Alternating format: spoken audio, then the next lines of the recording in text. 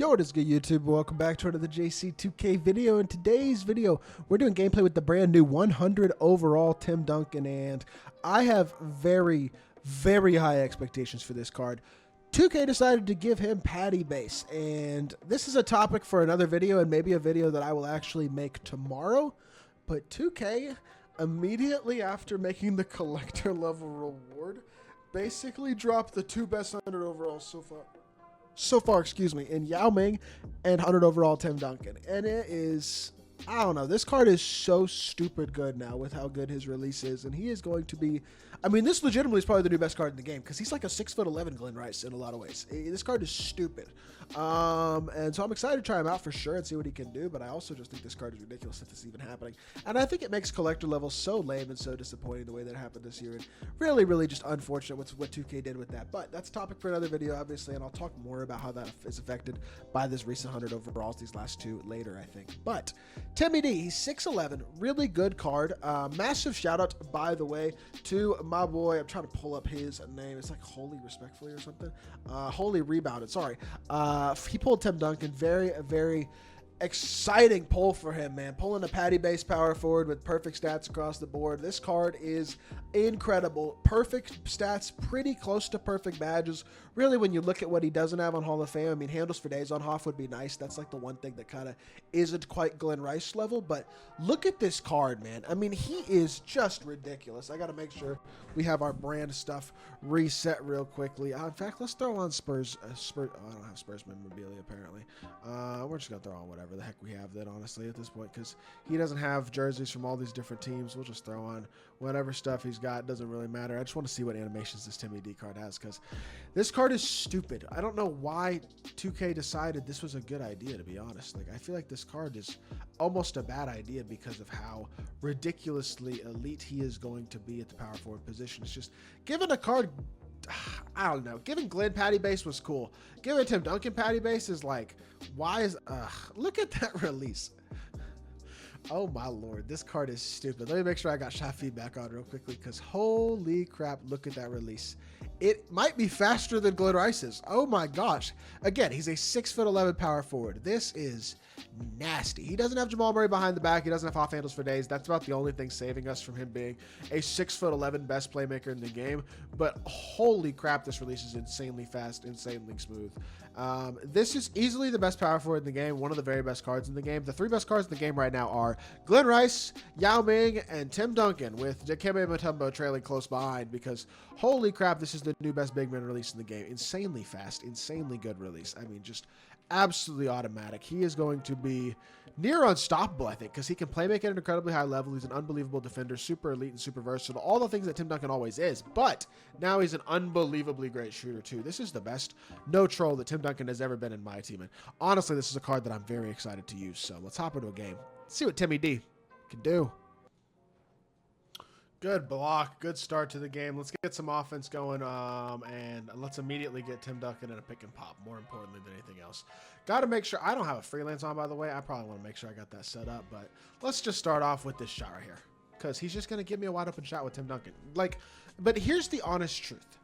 What do you do against a card like this? Because this is what in-game my team is going to look like. It's going to be 5 guys with this release, basically.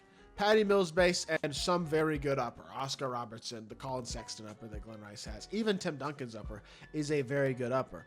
Like, but whatever the case may be, it's gonna be Patty Mills base with a fast upper, and it's going to be very, very near to uncontestable on every single card, and not only uncontestable, but exceedingly fast. I just missed wide open there. And as people get more and more comfortable with the release, it's just going to become more and more obnoxious. I feel like it's going to be worse than last year, to be honest. But at least it'll make scoring fun. It just makes defense hard, which I guess isn't an awful thing at the end of the game. So I don't know. Let me know what y'all think, because this is literally basically a teaser into what in-game my team's going to look like. Because obviously, as of right now, this Tim Duncan is not a card you're going to run into very often.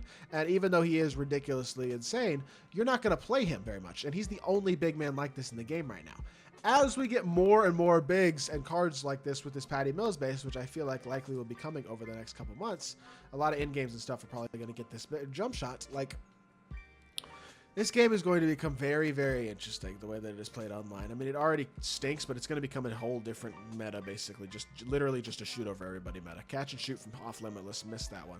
Literally, I can get off at a good look every single play, though, and it's up to me to basically green the shots. If I green the shots, we win, because I pretty much am getting an open shot every single play, and it almost doesn't even matter what my opponent is doing defensively. Another wide open three, green light.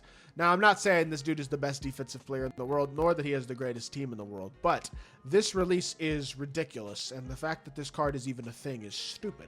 And that is basically the point at the end of the day. So obviously nobody's going to play against this card. So he's not really, is he even an issue right now? Not really, right? But you know what is an issue? The fact that there's going to be a bunch more cards like this, and that the whole game is going to play like just a bunch of dudes with perfect sigs bursting around the court. And I guess that's what the envy of my team is. So is that an issue? I don't know. For some people it might be, some people it might not be. Either way, his CPUs can't guard me. So Tim Duncan is just destroying, and I'm not even playing particularly well, and we're just wrecking. So this card is basically just the beginning of the end, just like Glenn Rice, Yao Ming, all those types of cards. That's what my team's going to be, and that's okay.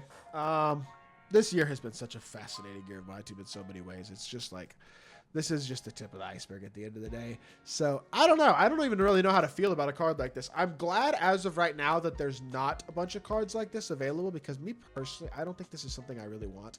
I like the Patty Mills based on the primary ball handler. I'm a big fan of Glenn Rice, but I want Glenn Rice to be like a rarity type of card.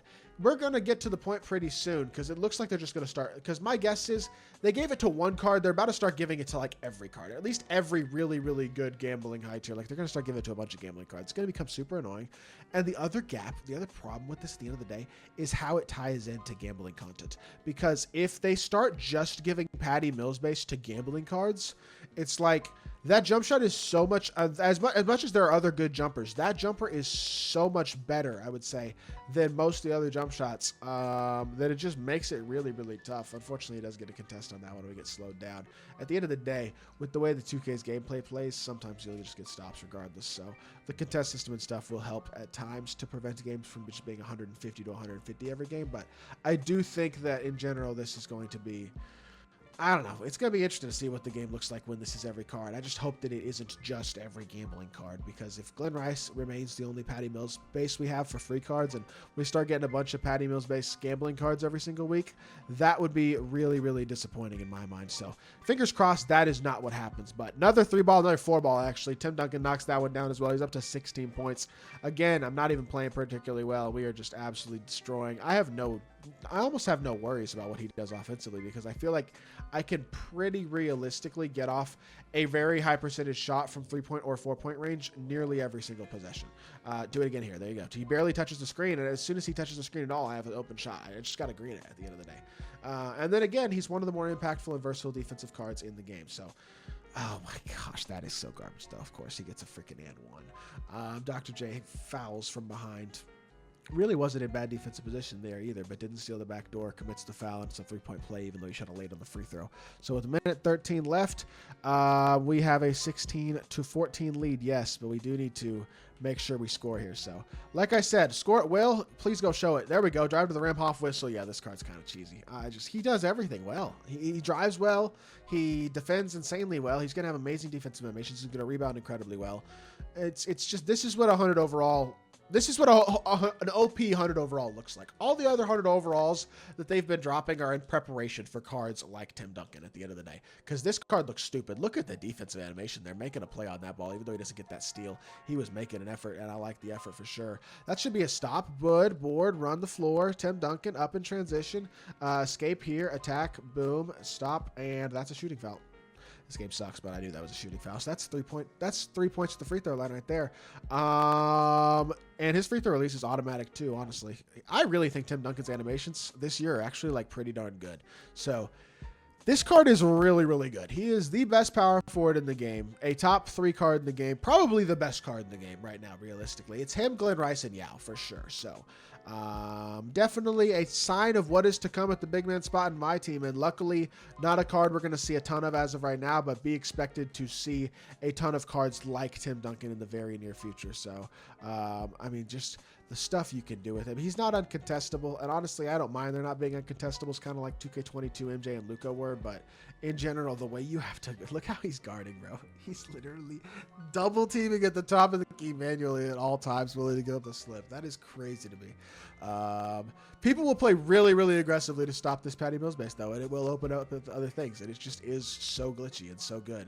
So that's going to do it for this video, though. Can we green that one, too? Why not? It doesn't matter because he's forced to step high, so I get a free board. Even if I miss it, it doesn't matter because I still get a free board. So yeesh, yeesh, yeesh. Patty Mills base on a power forward. Why? I guess it was going to start at some point, so why not today? Regardless, very, very good performance. Let's end out this game. We'll recap the video. Oh, he quit. I want to see my efficiency because I know it wasn't great. I missed a bunch of shots. I missed a lot of shots, but this card is very glitchy and very good.